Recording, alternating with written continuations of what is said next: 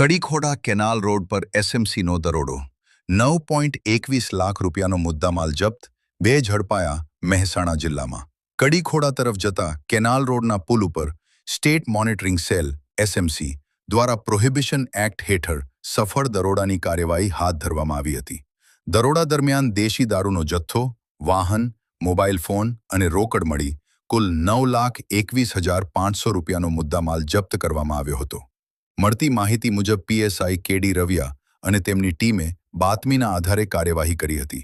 દરોડામાં 1,825 litre દેશી દારૂ, જેની કિંમત અંદાજે 3.65 લાખ રૂપિયા થાય છે, તે જપ્ત કરવામાં આવ્યો હતો.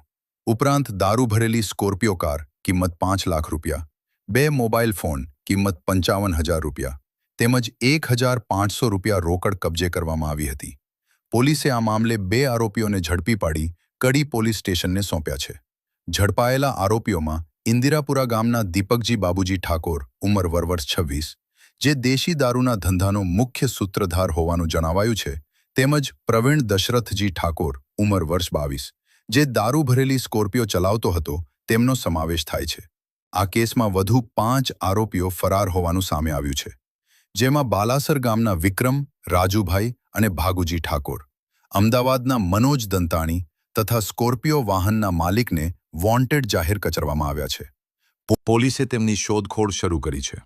આ સમગ્ર કાર્યવાહી ગુજરાત પ્રોહિબિશન એક્ટની કલમ 65 અ, 65 ઈ, 81, 83, 98(2) સહિતની જોગવાઈઓ હેઠળ કરવામાં આવી હતી.